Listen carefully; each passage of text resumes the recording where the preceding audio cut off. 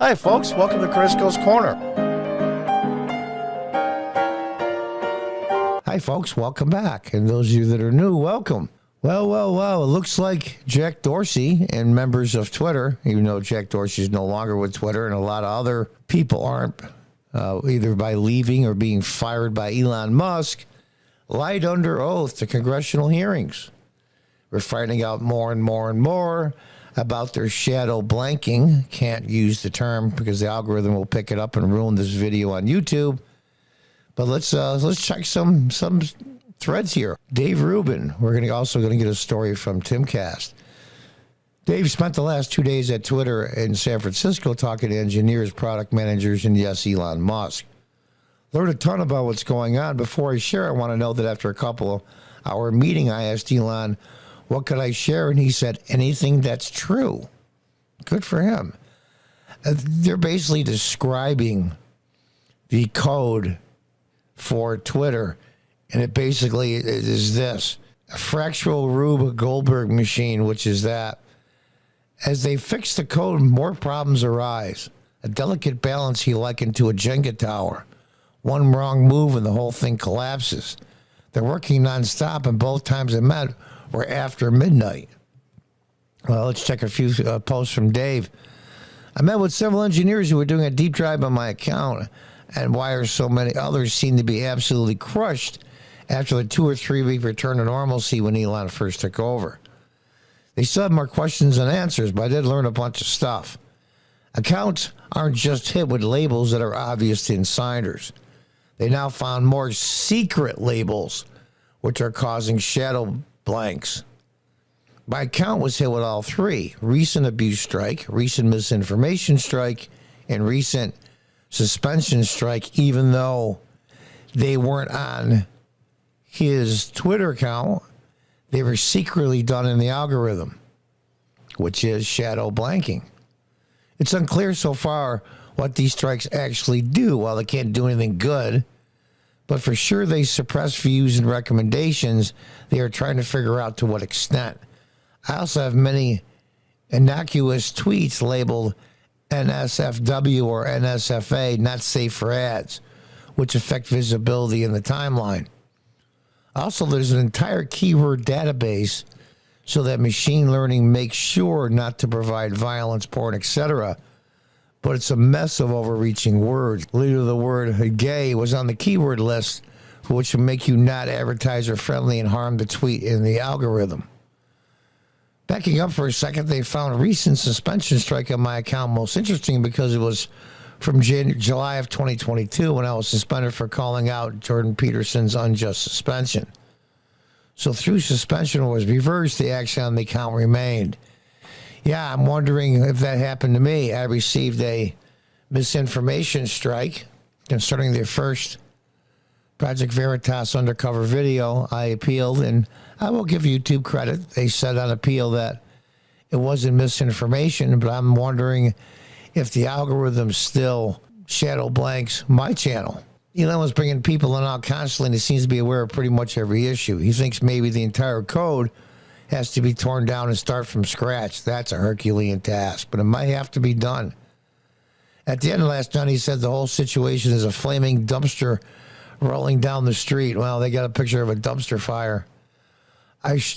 So I assure you they're aware of the problems, and Elon and engineers there all night trying to untie this crazy knot. Some changes they've made, like the For You tab, have confused people and hurt engagement for accounts who have gotten the NSFA label without knowing it. Yeah, that's the thing. These social media companies, and I say this one included, they promote mainstream media. Politics and news channels like mine that are really small. Well, everybody was a really small channel at one time. But politics and news channels, all you get is the mainstream media, the CNNs, the Foxes, the MSNBCs. They get priority. Sometimes just you want to see what really is getting pushed. Sign out of YouTube and then go back on YouTube to their homepage and see what they're promoting, not knowing it's you. You'll be very surprised.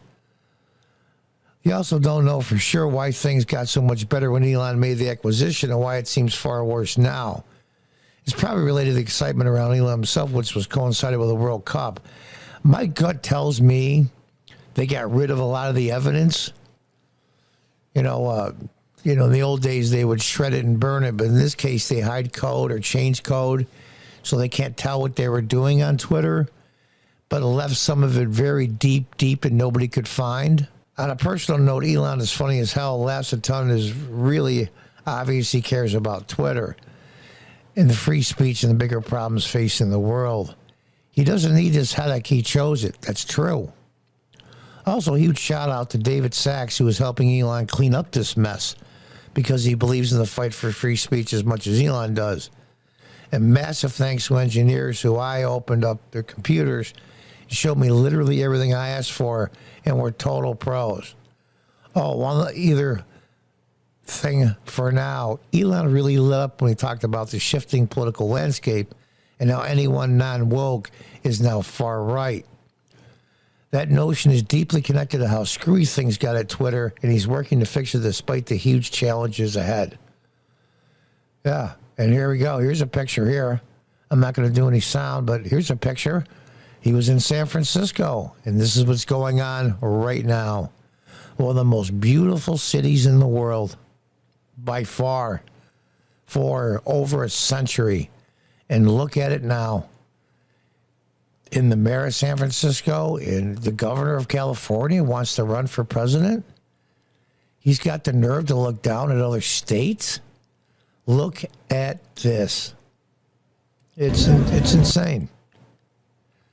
What's also really crazy now, having seen under the hood, is that Jack Dorsey repeatedly said they don't shadow blank. The entire machine behind Twitter is designed to shadow blank. It's almost as if that was the primary goal rather than the product itself. Yeah, so let's take a look at the Timcast article. A fractal Rube Goldberg machine. Dave Rubin meets with Elon Musk over inconsistent engagement on Twitter. I love how they put that, inconsistent engagement. Pretty clever. That's another way of saying shadow blanking. The tech billionaire reportedly referred to Twitter's code as a flaming dumpster rolling down the street. Rubin, along with other Twitter users, claimed their accounts' engagement spiked following Musk's acquisition of the company, though dwindled in the following weeks. I think it was a hidden code, frankly. I'm not a tech person. That's just my opinion. The tech billionaire invited Rubin to Twitter's headquarters in San Francisco to talk with engineers, product managers, and Musk about the alleged inconsistent engagement. And then some of the same things he did in his Twitter post. The tech billionaires reportedly said Twitter was a fractal Rube Goldberg machine. Previous Twitter owners reportedly incorporated secret shadow blank labels on top of previous shadow blank tactics revealed by the Twitter files, Rubin said. Yeah, it's like, remember in Animal House? You were under double secret probation. Note his account was labeled recent abuse strike. It's unclear so far if these strikes actually do. You can read the rest of the article here. I'll breeze through it. You can stop it.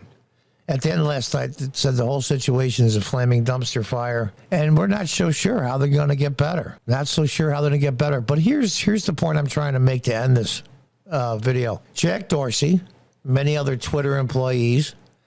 Yeah, is it against the law to lie to the media, like when they're on a bunch of talk shows and podcasts?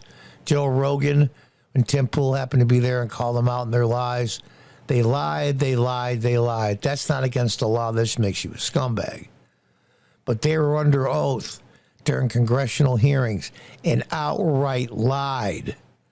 Now, will they squirrel out of it legally if pressed? We'll have to see.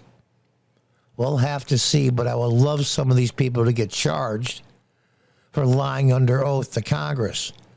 And we'll see how the lawyers circle their wagons then. And how they've been stifling free speech in this country and in other countries. But being American, I care about this country first. How they changed an election. How they stopped the Hunter Biden laptop from seeing the light of day by suppressing it. That, folks, is evil. That means you're a publisher. And everybody that says they're a private company, they do what they want to, then waive the liability waivers that Congress gave them for being sued for content. Can't have it both ways, but they've had it both ways for a very long time. We're going to have to see if things like this website and other social media starts getting scared and starts doing the right thing. Don't hold your hand on your butt waiting, though. Until the next time, goodbye and good luck.